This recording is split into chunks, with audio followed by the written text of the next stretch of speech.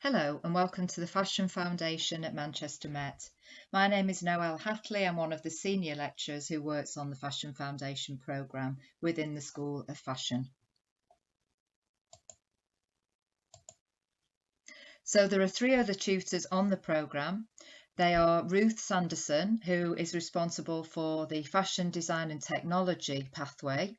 Myself, I'm responsible for fashion buying and merchandising. David Leithleen, who is responsible for fashion promotion, and finally Gail Fenney, who is responsible for a particular unit which is called Academic Practice for Fashion, which we'll be talking about later. Before we go on to talk about the actual course, I wanted to just highlight a few of the great things about Manchester as a city, which is very multicultural and socially diverse. Lots of creative things to look at, both industrial, musical and artistic. It has well-connected transport networks and it's a very student-focused city, therefore providing lots of amenities for students.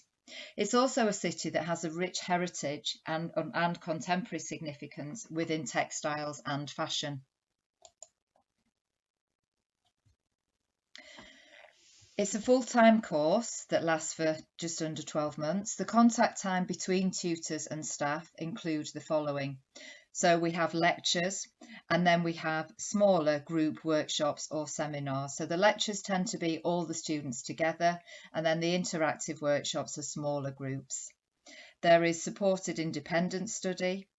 We have weekly meetings between the staff and all the students where we might talk about a theme for the week, talk about any fashion news that's happening both within the industry or within the fashion school. We have lots of guest lecturers coming in, either from industry or from other fashion programmes, maybe the degree programmes. We have live projects and industry focused briefs, and we have a lot of online support in terms of lecture notes, maybe journal articles to read, book chapters on our Moodle platform.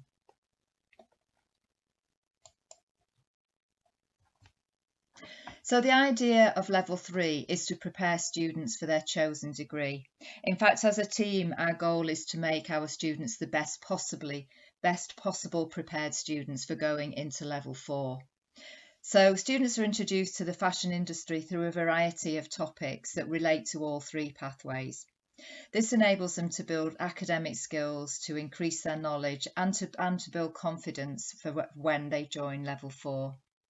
By the way, just to let you know that unless otherwise indicated, all the images that are included in this presentation are based on student work. And this particular one, as quite a few of them are, was something that was done in induction week to get students to know each other by working on a group project together. So they had to make a paper garment and then style and photograph it. And I think you'd agree we have some quite dramatic results. This is another one. Okay, so going on to the different assignments. So for the first term, we have two assignments, assignment 1 and 2, which run concurrently. The first of these is called the Business of Fashion. The brief focuses on the Dr. Martin brand. Students create a concept product, a range of fashion photographs and a business report. And the kind of content that is contained within this unit is the sustainability in the fashion industry, which is an ever increasingly important topic, product development and range building. The students learn about design theory and practice. They learn about the consumer, but we also look back to the history of fashion, and then we help to build creativity for their future. So this is a unique unit in that all students work with all three different subject areas. So all students work on promotional ideas, on buying topics and on design for this first term. The other first term unit is called Academic Practice for Fashion. So this is the one that Gail teaches. This is really a supporting unit, so it's here to develop a wide range of skills which support academic outputs.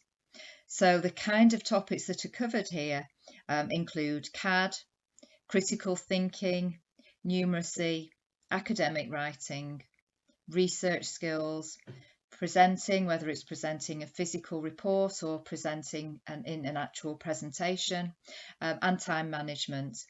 And the idea is that these skills can be used in any and all of the other units that the students then work on. So, for example, the page that is shown there is an example of presentation style to give a report some aesthetic appeal and impact.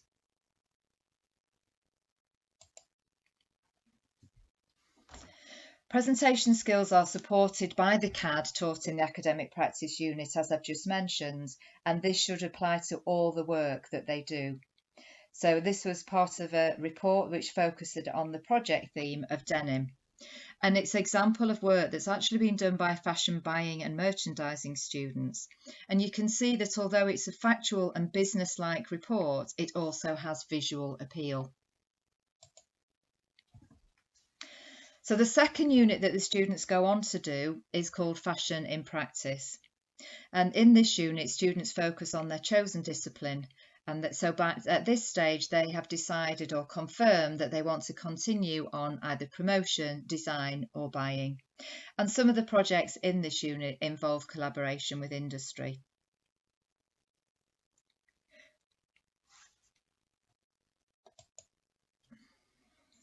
So last year, some of the students, in fact, the ones on the buying pathway, as I mentioned, there is sometimes collaboration. Last year, it was a collaboration with Matalan, and the design students actually did a collaboration with a jewellery and home brand called Nordic Muse. The brief for Matalan, however, revolved around an actual Matalan garment, which students deconstructed in order to learn everything they could about it. And then the top 7 students went to Matalan to present their findings to some of the Matalan staff. And as a result of that, we selected with Matalan an overall winner, and the student selected was given an opportunity to spend a day in their head office in a department of their choice. So that was a real success story and something the students learnt a lot from, and obviously having contact with industry at this early stage in their academic career is really good. So students are taught how to present information such as research, consumer boards, market, colour schemes and design development in a coherent manner that supports the aesthetic of the brief topic. So this shows how a portfolio is built using primary and secondary sources such as journals and books, and also keeping up to date with what's happening in the industry and using what they see from that research as well. Students are encouraged to create a coherent presentation built around a theme. The colour, images and typography are consistent to create aesthetically impactful visual appeal. And it's really important because we are obviously in a visually orientated industry, and all student work should therefore reflect this. So some more examples of research design development. So these boards show how research is implemented and how it informs the final outcome. We encourage divergent thinking at the beginning, which is the initial weird, wacky or brave ideas that then need developing to convergent thinking, which embody the more practical constraints that may be in place, such as limited time, limited equipment, or even limited skills, which might mean that changes need to be made. Also, and most importantly, does the outcome meet the initial brief? Is this process preparing students for the way that they're likely to be working in industry? The final project is called Studio Project. This is designed to reflect all the skills that the students have acquired during the year, and really great is that the students get the chance to have their outputs displayed in an exhibition.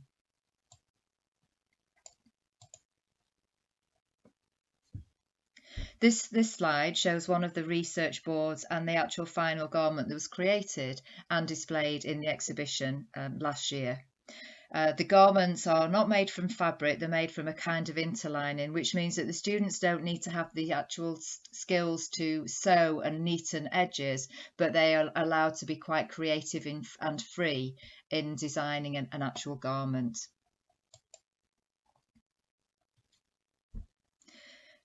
This is a visual report that focused on the project theme, the impact of denim on sustainability. The importance of professional presentation is a key skill which we encourage students even at level 3 to learn. It then is applied to areas with more written-based content as well. So it's not just about the design students creating a portfolio. It's essential that all type of work is approached with attention to detail regarding design and layout. And assignments that include reports usually have a tight word plan. Therefore, in addition to aesthetic appeal, infographics, charts and graphs are encouraged to show information in different ways without actually using too many words. And this was another fashion buying and merchandising report. As I mentioned earlier, the level 3 students, we celebrate their success in an end of year exhibition. The students can invite friends and family along to this exhibition, and also we invite tutors from the degree programs, and the students get the chance to speak to the people who are going to be teaching them in level 4, 5 and 6. So it's a great opportunity to show off and share their work, and maybe talk to the tutors particularly about what's inspired them. So this is again a shot from the exhibition from last year, where you can see various student work, including garments and reports, just to show off and, as I say, give the students a chance to celebrate the year at the end of the year. This is 2 pages from one of the portfolios in the exhibition, which led to the creation of the garment on the next slide. So many of our students, we find, are very interested in sustainability and in protecting the planet. This was an example of how the initial interest of this particular student was in the dying coral, and how this was interpreted and translated into a garment form, which I think you could agree is with quite stunning results. So going on to more generic subjects, attendance. We do make a big thing about attendance. It's crucial that all timetabled sessions are attended. This is the route to student success. If there is constant missing of sessions, then the degree will be sending out, the program will send out 3 consecutive letters, and if there's still a failure to engage, then the university does have the right to withdraw students from the program. We also ask students to be on time for lessons, as persistent lateness can also affect the educational experience. And we do have students need to register their attendance by using a swipe card and an attendance app. Throughout the year, students have the opportunity to engage with a variety of study trips that assist with their learning. Visits give a first-hand insight to various different areas within the industry. And some of the places we've visited in the past include Manchester, Liverpool, London and Leeds.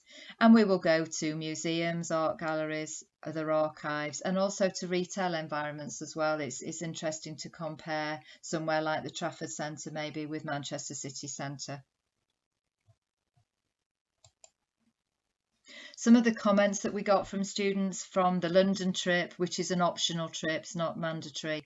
I would say to any students considering to definitely go. It gives you the chance to do a lot of primary research for your coursework, and it's fun and great to get to know people on your course as well as exploring a different city. We had a trip to Debenhams head office, and the students there said getting to speak to interns was really interesting, and they also liked how we were allowed to do a lot of their own research. Another comment about Debenhams was really interesting and got me thinking about what I could potentially do in the future. And as an overall, the whole trip was great. Each business we visited added to the experience. So it was a success story. The Student Union. So the MMU Student Union runs a large number of societies and social activities which you can be involved in during your time here. They also organise a lot of events, particularly in Freshers Week, which is the first week of your term, and can provide useful information about settling in at university and also about finding your way around Manchester. And there's a link there that you can follow if you want to find out more information about that. There's a lot of support for students. We as staff recognise that there's a lot of issues students are facing, whether it relates to educational challenges or moving away from home for the first time. So there is a lot of support that students have access to. We have student support officers. As I say, they can help with work plans, time management, and any other pastoral care that students require. We also have various systems so that if students feel they're going to have ongoing issues that might affect their work on an ongoing basis, then they can apply for a personal development plan.